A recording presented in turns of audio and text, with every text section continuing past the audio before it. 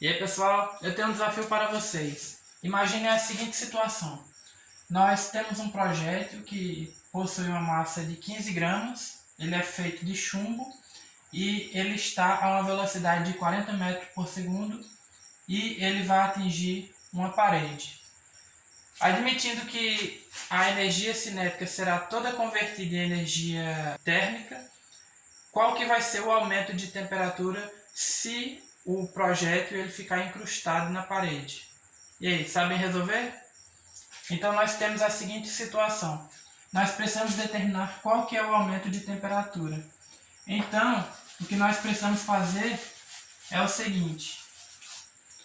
Se toda a energia cinética vai ser convertida em energia térmica, ou seja, a energia cinética que o projétil tem imediatamente antes de atingir a parede, se toda ela for convertida em energia térmica, o projétil ele vai ter uma elevação de sua temperatura, ou seja, vai haver um ganho de calor, o que vai ocasionar o aumento de sua temperatura. Sendo que a energia cinética nós sabemos calcular ela. Pode ser calculada multiplicando a massa pelo quadrado da velocidade e dividindo por 2. E a energia térmica, ou seja, o calor associado à variação de temperatura, é o calor sensível, que é dado por essa expressão. Massa vezes calor específico vezes variação de temperatura. É a variação de temperatura que nós queremos. Mas olha, nós temos a massa de um lado e a massa do outro.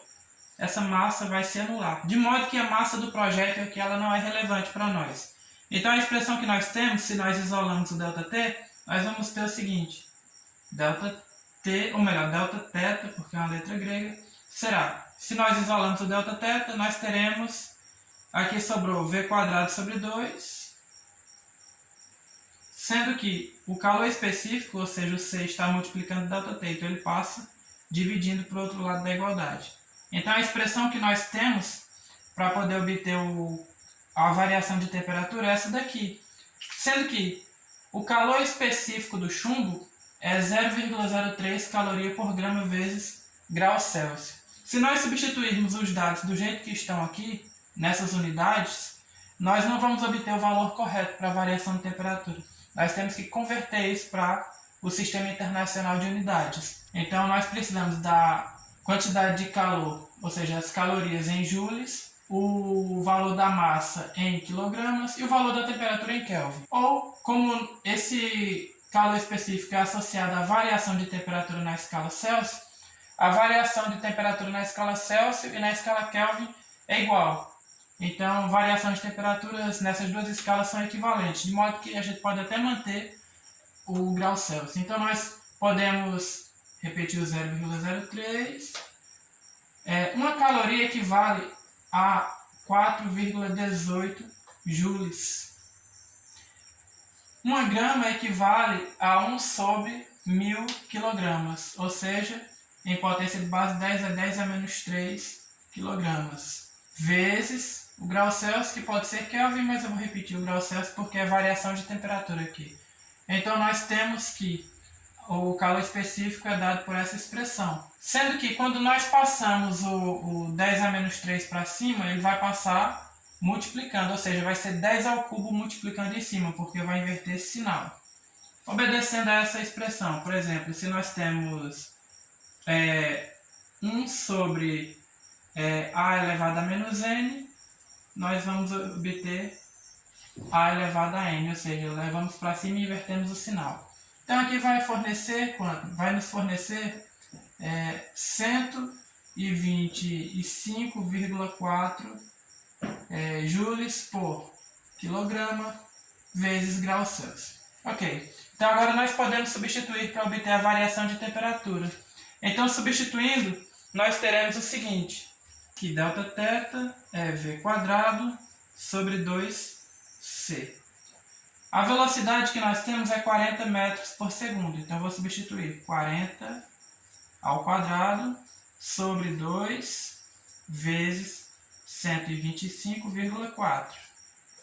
40 ao quadrado é 1.600 sobre, o dobro disso aqui vai dar 250 6,8. Quando nós dividirmos, nós vamos obter um Δθ igual a 6,38 graus Celsius. Ou, se nós quisermos manter na escala Kelvin, que é igual a 6,38 kelvins. Não é grau Kelvin. Teve uma conferência em 1967, foi a 13ª Conferência de Pesos e Medidas, em que atribuiu-se a escala Kelvin como sendo uma escala absoluta. Ou seja, nós não falamos grau Kelvin, nós falamos Kelvin. Uma curiosidade sobre a expressão que nós obtivemos é a seguinte: a variação da temperatura ela é diretamente proporcional ao quadrado da velocidade. Ou seja, se nós esboçamos um gráfico da variação da temperatura em função da velocidade, nós vamos obter uma parábola dessa forma. Por quê? Porque aqui é positivo, a concavidade é voltada para cima. Então, para essa velocidade que nós obtivemos, de 40 metros por segundo, a temperatura correspondente é de 6,38 graus Celsius. Se nós atribuirmos uma velocidade de 50 metros por segundo, a variação de temperatura vai ser de 9,97 aproximadamente.